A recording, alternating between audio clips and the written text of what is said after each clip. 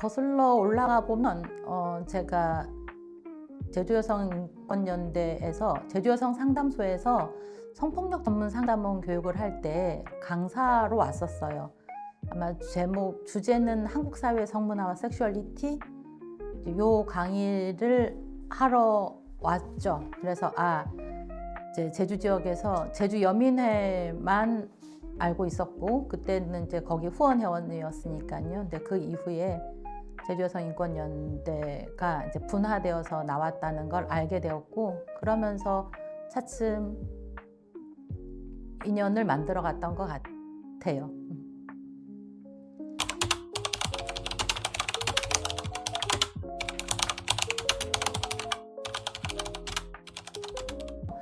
제가 이사로 같이 활동하게 된 거는 제가 2014년에 제주로 이주를 했죠. 근데 그때 당시에 2016년인가 그때쯤에 이제 제가 제주도에 와 있다는 걸 알고는 이제 여기에서 활동하셨던 활동가 분들이 같이 좀 해보자라고 해서 이사를 제안하셨고 그래서 합류하게 됐습니다. 제주에는 이제 여성의 전화라고 하는 기관이 없잖아요.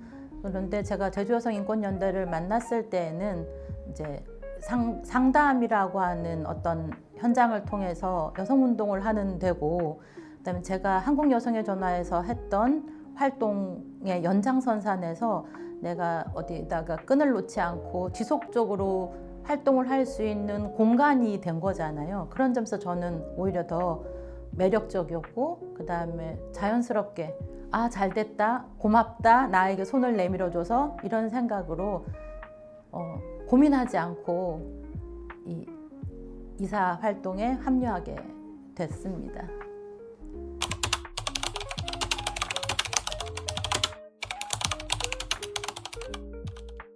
그 이유는 해촉하지 않아서. 저를 이사해서 해촉했으면 못하죠. 근데 여하튼 미약하나마 이 제주여성인권연대의 이제 운동을 지속 가능하게 하는데 조금이라도 보탬이 되는 사람으로 이 조직이 이해를 해주셨고 그래서 계속 활동을 하게 된 것 같아요.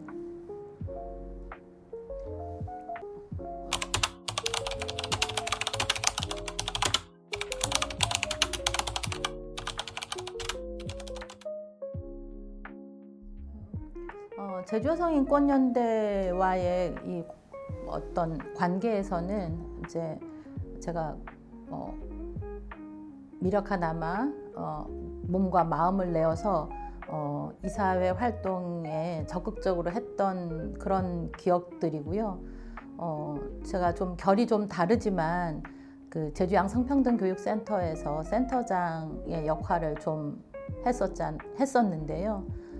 거기에서도 저는 되게 그동안 해보지 않았던 일이지만 교육이라고 하는 요 키워드를 가지고 어떻게 하면 좀 더 쉽게 이 성평등을 말하고 함께 할 것인가를 고민하는 시간이 되게 좋았고요. 저도 기억을 해보면 여러 가지 일들은 있습니다만 제가 제일 기억에 남는 거는 그거였어요. 제가 제주도에 내려왔을 당시에 제주에는 성평등이라는 용어를 쓸 건지 양성평등이라는 용어를 쓸 건지에 대해서 되게 의견이 분분했고 그다음에 실은 우리가 이 여성인권 운동을 하는 지형에서는 이 성평등이라고 하는 이 가치를 놓을 수가 없었던 분위기 때에 제가 교육센터장을 했는데요. 그때 이제 개소식을 했어야 돼요.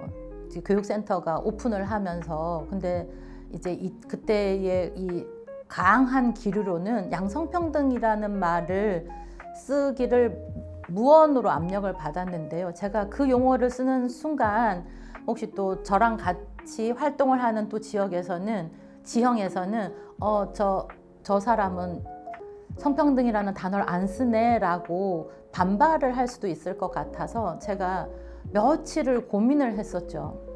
그래서 개소식 할 때 제가 이제 슬로건을 하나 만들었어요.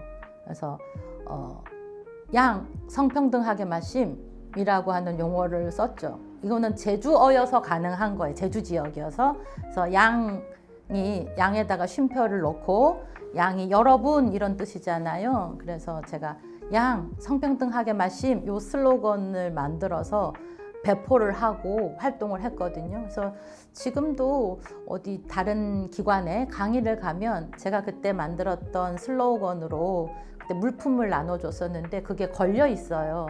그런 거 볼 때는 이게 어떤 단어 하나만이지만 이것이 가지고 있는 파급 효과가 상당히 크다 이런 생각을 하면서 그때 제가 제일 짜릿하게 운동하면서 이런 재미도 있다라고 하는 걸 새삼 알게 되었죠.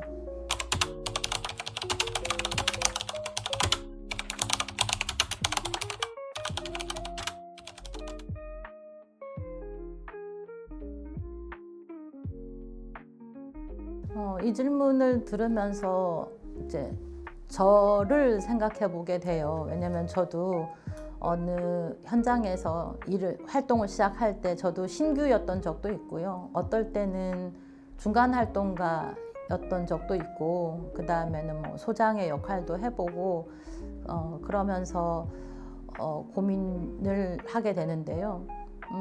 제가 활동했던 저의 경험으로는 실은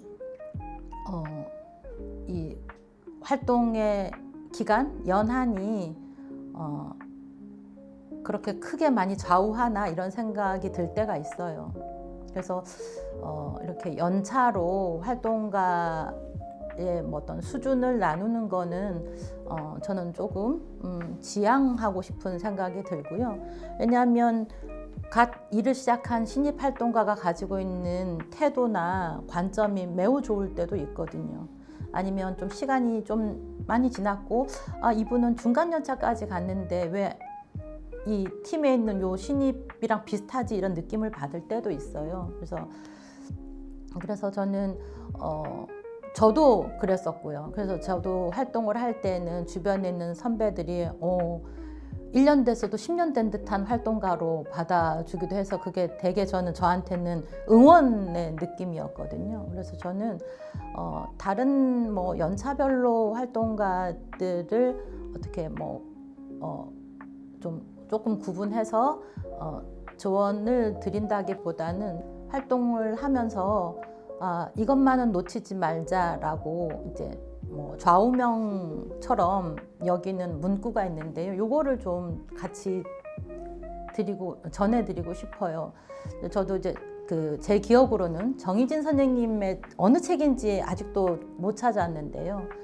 정희진 선생님의 글에서 제가 봤던 건데 이거다 이런 생각을 했어요. 우리 인권연대 활동가도 그런 마음이면 좋겠다는 생각이 드는데요. 이거였어요. 기억을 거슬러 가보기도 하고 저도 간혹 이걸 놓칠 때가 있어서 해마다 수첩을 바꿀 때마다 요 문장을 쓰기도 하는데요. 이거예요. 아마 여러분들도 아시고 계실 겁니다. 똑똑한 사람은 노력하는 사람을 이길 수 없고 노력하는 사람은 즐기는 사람을 뛰어넘을 수 없고 즐기는 사람은 고민하는 사람을 능가할 수 없다. 저는 이게 활동가들한테도 좀 필요한 어떤 태도라고 생각을 하는데요. 우리가 열심히 일하는 것 아주 좋아요. 그 성실성이라고 하는 건 매우 좋은데 그것이 나에게 효능감도 주고 나를 행복하게 해주는 방향으로 활동을 했으면 좋겠다는 생각, 그리고 우리의 활동을 지속 가능하게 하는 데에는 저는 무엇보다도 우리가 어떤 상황에 대해서 고민하는 시간을 갖는 것, 저는 이런 것들이 활동가들한테 필요한 어떤 게 아닐까? 그건 이제 모든 활동가들한테 조심스럽게 제안하고 싶습니다.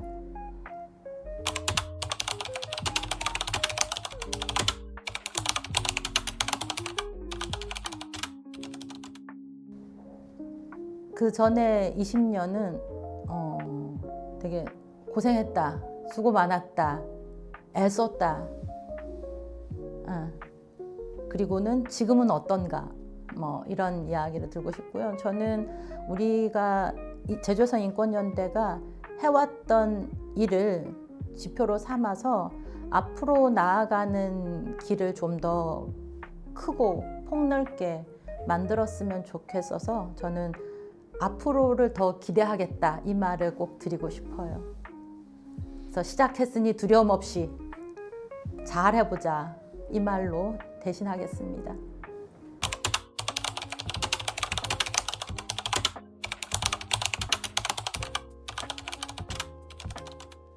제주여성인권연대는 저한테는 현재는 백이에요. 내 뒷배. 나의 이야기를 할 수 있고, 그 다음에 고민도 털어놓을 수 있고, 그 다음에 함께하는 동료이기도 하고, 그래서 저한테는 백입니다. 이런 백은 잘 없어요. 어떤 사람들한테 내가 나를 응원하고 지지해주는 어떤 조직이 있다. 이건 대단한 거라고 생각하고요. 저는 우리 제주여성 인권연대가 다른 많은 사람들의 백이었으면 좋겠다는 생각도 듭니다.